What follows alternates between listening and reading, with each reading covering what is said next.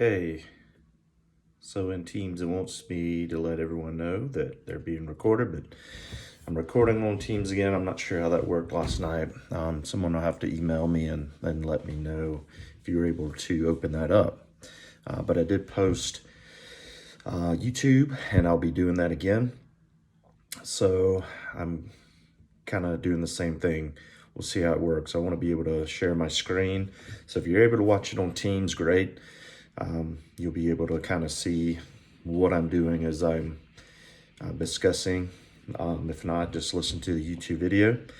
So what I'm going to be doing today is we're going to be talking about GPA and why is it important. And we want to go through a few things. So your GPA, the higher your GPA, the better, obviously. And GPA is just, like I said last night, just one of the pieces to the puzzle. I'm going to be short and brief today and just try to go through this exercise that is in there. Now, one thing you'll have to do is to go in and pull up your transcript.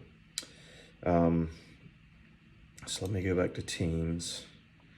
Should be sharing my screen. Okay. So to go in and just turn in your transcripts, you want to go in and log into my UVU. Then you want to go to your student tab. And you want to go to My Academics. And then on the right hand side, as you scroll down, you will see your unofficial academic transcript. Now for this, I don't want an official transcript, just your unofficial. You'll click on that and then you'll click submit.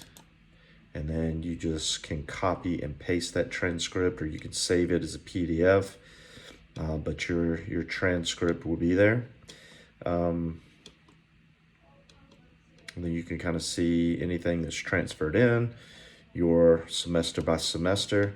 Now, when you're calculating your GPA, you won't be able to calculate the semester because you don't know what your grades are.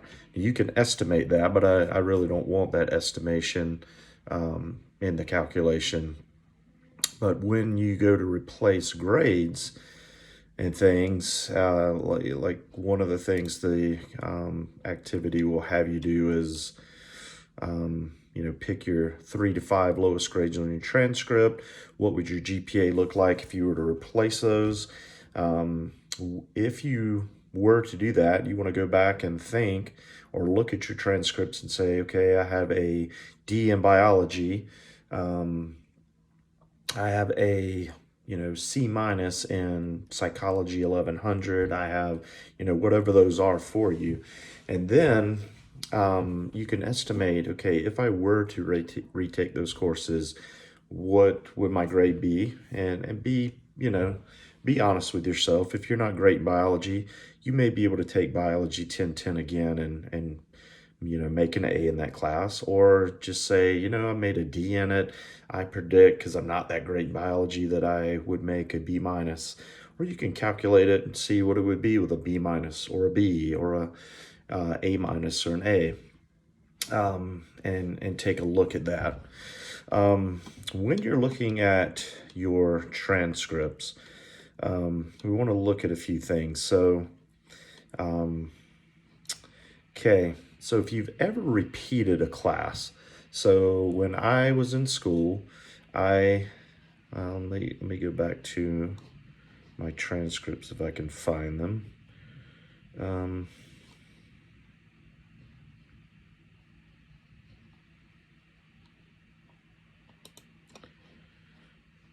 See.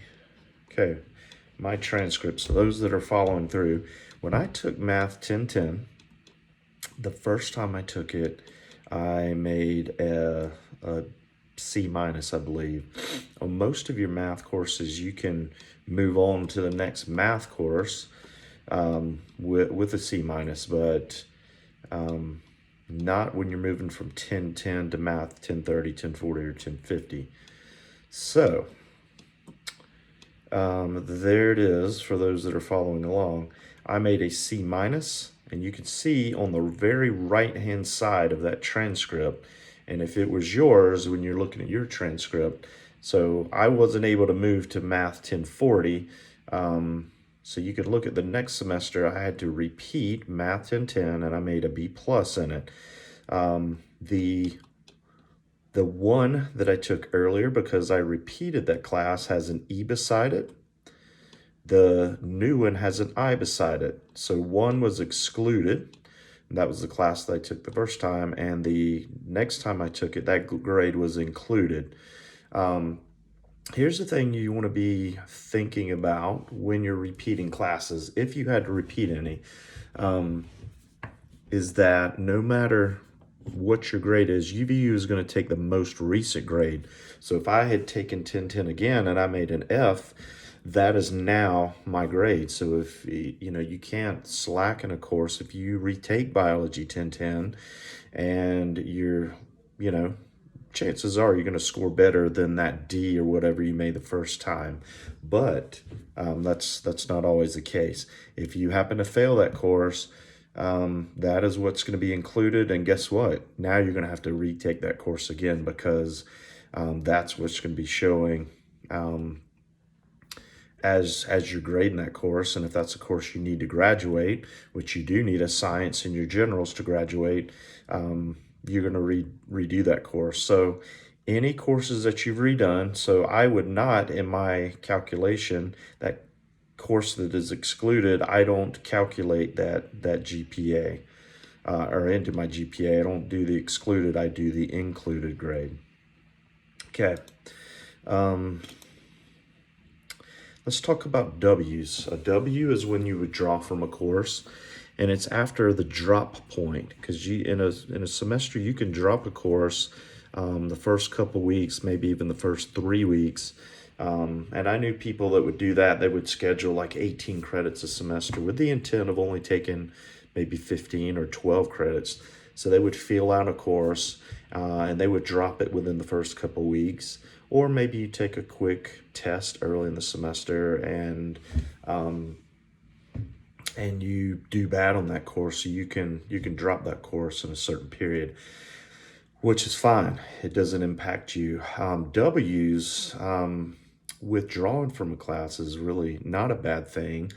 You can withdraw from a class and have a W on your transcript. That W is not something that you can calculate into your GPA. You withdrew from that course. Now, one thing to keep in mind with W's, you don't want to have too many W's. If you have, 3 to 5 W's on your transcript, no big deal. No one's going to bat an eye at that. But if you have 10 to 15 on your transcript, that's going to raise a red flag for graduate schools. They're going to think, what's going on there? What are you doing? Why do you withdraw those classes? It seems you're not committed, those types of things. And I did know students that would do that. They would withdraw from classes. So they would schedule their 18 credits and they would withdraw from classes instead of, dropping them at a certain point. So they had this long list of W's on their transcripts, and I would see that as an advisor, and that is problematic. You may have to discuss that with the school or to talk about that in your admission essay to say, here's why I have, all of these W's. Next is credit or no credit. Usually, let's talk about it for this semester. For those of you that didn't know, you can take a credit or no credit for your classes this semester. If you're doing well in your courses, I wouldn't advise that. If you're an international student, I wouldn't advise it. It's going to mess with your financial aid. So talk to your advisor if that's something you're thinking about for this semester. Most of you are doing well in the course. I would try to shoot for the grade that you're going with. But if you do want to do credit or no credit for this class, shoot me an email, let me know. Your internships are either credit or no credit. You're not getting a letter grade for that. Um, you either do well enough and get the credit for that course, or you don't, and something happens and you don't get credit for it, so you have to redo that course if you need that internship credit. For students in social work, now that psychology has a section when you can do an internship, if it's part of your degree, if it's going to help you, if it's credit that you need, it doesn't really impact your GPA. But if you need that credit, you're going to need to take it and do well in it to receive that credit. But in credit or no credit, it's not going to impact your GPA. There's no grade there. AU is an audit. So if you've ever audited a class, when you took that course, you probably didn't get a grade. That's something that can't impact your score negatively or positively. Let's talk about missing or incompletes. So missing grades, that sometimes happens if a professor doesn't put grades in or they put them in incorrectly. I used to have students that said, hey, I had an A in that course and I got a C minus. Any discrepancies that you ever have with grades, there's a chain of command to go through. First, you want to go to your instructor. You don't need to take it up with President Jimenez. You don't want to go straight to the dean of the college. So if you don't get the grade in the course that you thought you did, so maybe it was their mistake and they shuffled some grades around and put in the wrong grade, or they can explain why you got that grade. So take it up with the professor. If you still felt like, and you've got all your papers and it showed all semester that you were at an A status, whatever your argument is, then you want to go to the department chair and then to the dean. And I would recommend, having an email trail if you can. When you're emailing back with them, have meetings with those people. But you can, talk to a professor about a grade. Especially if one's missing, you need to get that missing grade in there. You cannot graduate with a missing grade. Same with an incomplete. You can't graduate with an incomplete. And an incomplete is where a professor maybe, like maybe this semester, you got COVID-19, you weren't able to finish the semester, or maybe you were pregnant, or you got in an car accident, and you just weren't able to finish the semester, but you talked to your professor, and professors really aren't supposed to give you an incomplete unless you're 70 to 75% finished with the course. But if something like that happens and you're like, I don't want to restart this class, I would rather take an incomplete, and then you're going to talk to that professor about when to finish that incomplete.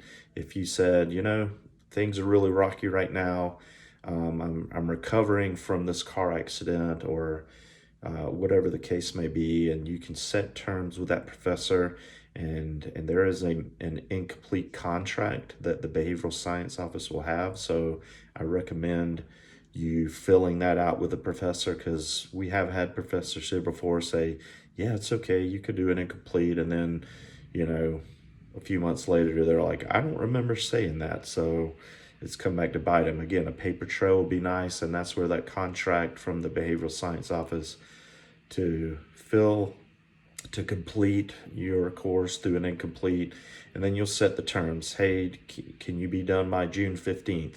Well, no, professor, I can't. How about the end of June? Okay, I agree to that, and then they'll let you finish that course out.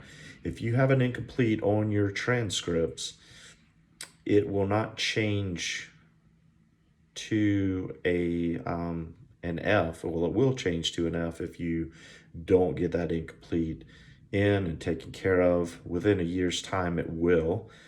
So that's something that you need to take care of, and make sure that you get that in.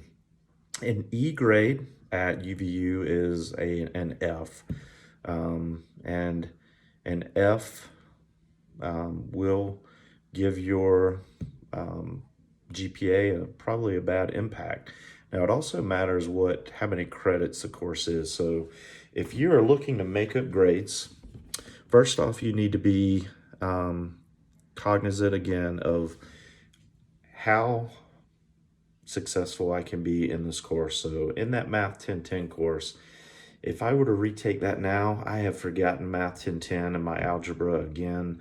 I probably wouldn't be successful in that course, and it probably wouldn't be good for me to go and retake that course years later. So that's something to keep in mind. Taking a 1 credit course to, or say, let's just say you failed tennis or a PE course that you took one summer and you just didn't show up and you didn't do your assignments and you failed that tennis course. Retaking that 1 credit tennis course is not going to give you the impact of your GPA like retaking a 3 or a 4 credit course. So looking at the credit wise, being honest with yourself, how successful can I be in this class now is something to take a look at when you're retaking courses to try to pull up your GPA. And you'd be surprised. I think it's better to do a GPA calculation, and that's why I want you to do it now. Sometimes students are, that if they think, oh, well, even if you think, well, if I retake this course that I got an F in, it's a 3 credit course, how much impact is it going to make to my GPA? You've got to remember, say you have like a 3.55, and you retake a course, unless it's making a difference in the tenths, so unless it raises you to a 3.6 or 3.7, but you may be surprised sometimes, or let's just say it's a 3.50 and you want it to be a 3.5 or a 3.6. Sometimes redoing a course or taking a course to lift your GPA, you may be at a 3.59, and schools don't round up. To make it impact, it needs to be changing either in the ones or the tens, not the hundredths. So if it doesn't bump you up to a 3.6 instead of a 3.5, it's really not worth it unless you're redoing more classes to get that shift. So that's something to consider too. So and then you can calculate it. You could say, if I were to retake this biology 1010 course, and I think I could make a B in it now, but what if I made an A minus or an A? What would it bump me up to? And that's easy to play around with, and you could do multiple calculations with that class and just change a couple of credits around in the GPA calculator that you'll have in your assignments, and figure that out really very quickly. One thing that I do want to tell you in the GPA calculator, and I'm going to go down. So when you're calculating your credits, don't just assume that everything's a 3-credit course. You want to make sure you look at that and write down the right credits for the courses. But you want to take your breakdown, and what I do is I'll start with an A and then write A minus, and the A's are the only one that doesn't have a plus, and then like the A and then A minus. You only have an A or an A minus. There is no A plus at UVU, but there is a B plus, B minus. So you want to start off by writing A minus, B plus, B minus, C plus, C minus, and do that all the way down to your E's. And then for this assignment, you're just going through your transcript and you are counting credits. So you want to start with your A's and go from top to bottom. And that's even your transfer credit. If you're like me and transferred, from 5 different schools, you want to calculate and just go through each one every time, and you're counting up credits. Something to think about, like your BESC, your stats class. is a 4-credit class. PE courses are 1-credit courses. So don't just assume, again, that it's a 3-credit course. You need to go through each and count your credits. So if you were to count your A that you made in behavioral science statistics, that's 4 credits. If you counted the A that you made in Psych 1010, that's 3 credits. So that's, 7 credits. And you add up all of your A's and then keep those numbers in there. And in your GPA calculator, you can, that calculator is programmed. If you had 13 credits of A and 12 credits of A minus and 8 credits of B plus and 3 credits of B, and you're just going down the line and you're plugging it in, that calculator will calculate your GPA, and it is weighted like an A is a 4.0, and a B is a 3.0, a B minus is a 3 point whatever. It's calculated to spit that number out for you. The one thing you want to think about in your with your calculator, the last number that you put in your calculator in the Excel spreadsheet, you need to click a square outside of the calculator. So it will calculate every number that you put in, and you'll see it calculating as you're putting in your credits.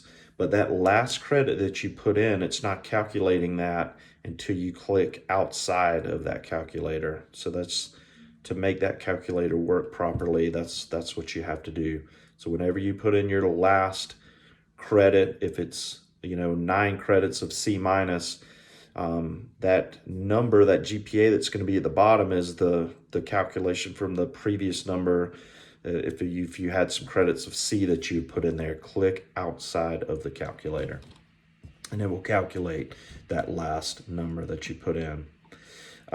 So all you're doing in this assignment is going through and looking through your transcripts and adding credits and writing that number down, and then you could play around with those. So if you're doing your calculation at the end where you're what would your GPA be if you retook 3 to 5 courses? So if you had a D in biology 1010, and you had a F in psychology 1010, and you had a F in health 1010, you would take 3 credits from, or 6 credits from the Fs, and let's just say you retook them and say you make A's, you would add 6 credits to your A's. And if you took that D in health 1010 or whatever I said it was, and you're like, honestly, I think I would make a B plus in that course, you would add 3 credits to that B plus, and just you're shifting, numbers around or changing numbers around in that calculator, and taking that 6 credits of F, moving 6 credits, making that a 0 in your F column, and then you can see what it would do if you replace those grades. Now let's go through a couple of the different calculations. So the first one is really easy, your UVU cumulative GPA. Let me give you a hint for this one. Open up your Wolverine track, see what your GPA is in Wolverine track, because it will say UVU cumulative GPA, and that is the number. You don't even have to do any calculations for that one. Also, your true cumulative, if you have not been anywhere besides UVU, that's going to be your true cumulative GPA. If you have transferred from somewhere else into UVU, you're going to have to, your true cumulative is your transfer credit and your whatever you've done at UVU.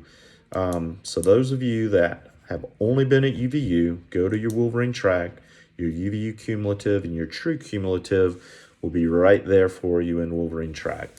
If you haven't, you're going to have to go to your transcripts. If you've transferred in, you're going to have to start doing, your whole calculation. So your true cumulative is just everything combined, transfer schools and UVU.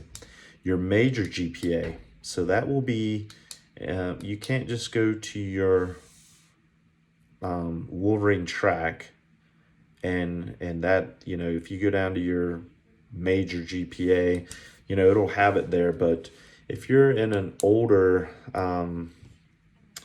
like if psychology was your emphasis, there are some courses there. So I want you to calculate this, and that is any behavioral science course that, whether it be Sci, FAMS, social work, that helps you, any behavioral science course. Now, one thing to keep in mind, I took criminal justice 1010 from another school. UVU would accept criminal justice that would work for a psychology course. So any course that is substituted there potentially in your major courses, and that can happen. So some of you may have a major where you're filling a social distribution course by either taking a Psych 1010, FAMS 1010, social work 1010. It doesn't matter. So any behavioral science course, whether it be 1,000, 3,000, 4,000 level, that helps you towards your major, I want you to calculate those courses. So that's your major GPA. Now, your last 60 credits. Your last 60 credits, you're going to have to look at your transcript and start at that last semester and count credits back semester by semester until you get to the 60 mark. Now, if you're in a whole semester, and that first class you got to, by credits at the very bottom, helped you get to 60, count that whole semester.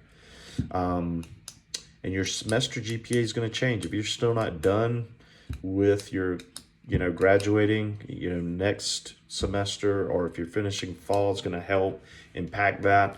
But that last 60 credits is what schools are really looking at, and that should be a high GPA, hopefully, for you.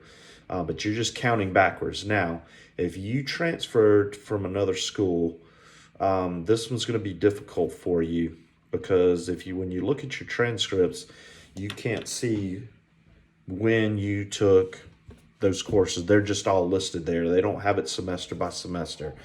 So just count whatever you've taken at UVU, and that'll be your last, could be your last 10 credits, could be your last. Go as high as you can until you get to your transfer semester, and then just cut it off, because honestly, unless you have those old transcripts, or maybe you have a copy of your transcripts from those other schools, you're not gonna know when you took what. They're all just kind of lumped together. So that one's a little bit more difficult, but just count back until you get to 60, and you'll see what that last 60 is. Your upper division GPA is going to be your BESC, your FAM, Psych, whatever major you are, social work, anthropology, sociology, your 3,000 and 4,000 level courses. So any upper division courses. And I transferred in, and I had an upper division criminal justice course that UVU gave me credit for in my major, and I could see that on Wolverine track. For filling a psychology course, I think it was criminal behavior or something, and it filled one of my courses. So it doesn't have to be any one of those, but any 3,000 and 4,000 level course, just calculate that GPA. Now, if you are doing a minor, if you're taking other courses just for fun or whatever, you don't really have to calculate those in. If you were doing a business minor and you had to take business 3,100, if that's not helping you graduate in family studies or family science, don't worry really about calculating those. That is just your major courses. Okay, and then you're going to write down your 3 to 5 lowest grades. And if you're like, well, I've got a 3.9, my lowest grade's a B, write down whatever those 3 lowest are, whether it be E's, D's, C's, A's, write them down, and then you're going to calculate your GPA. And this is where you're going to have to estimate. If you take those 3 to 5 lowest grades and you say, okay, if I took those courses again, here's what I would predict that I make, and then I want to see what the change would be in your GPA if you replace those grades. So that is a breakdown of the 1, 2, 3, 4, 5, basically 6 calculations that you're making in your GPA. If you have any questions with that, just let me know. Take a look down at the examples, and you can read through this. Now, what I don't need in this GPA calculation, I don't need to see all of your work. All I want to see is that second page, the GPA calculation activity with your calculations in there. So I don't need to see that you've marked it up in different color pencils, but I do want to see that you've made those calculations. And then I want to see what that final calculation is. And then on the other assignment, you'll need to turn in your transcripts. So those 2 things are due this weekend. Hopefully you don't have questions with that. Okay, for those of you that could be watching me on Teams, I will download that, and then I will put this video on YouTube. So both of them will be on there. Good luck with your calculations. Don't freak out if you don't have questions. Just submit what you have and then email me your questions. We'll get it figured out. I hope you guys are staying safe. I hope you have a great weekend. I look forward to doing a couple more discussions next week. Make sure you get out this weekend. Take care of yourselves, both physically and mentally, during this time. It's trying times for everyone, and I caught myself last week with some negative thoughts. And if you're struggling, our health center is still open. Talk to friends and family. If you're struggling with something, you can kind of let me know about it. I'm trying to be as open and as helpful as I can be this semester, even though I'm not with you. So take care of yourselves. Let me know if you want to do a credit or no credit. For most of you, I would say I wouldn't recommend it. Let's just see what you got, what you come out with. And I'm going to, since we're not attending class anymore, I think I'm going to go ahead and calculate your attendance points. If you see that go up, and I also need to get some grading, I understand that, but I'm going to give you your 2 absences and calculate your attendance points. So you'll probably see a little bit of a bump in your grade. So I'll do that hopefully this weekend. Okay, so that's it. Let me know if you have any questions. Have a great weekend. We'll talk to you later.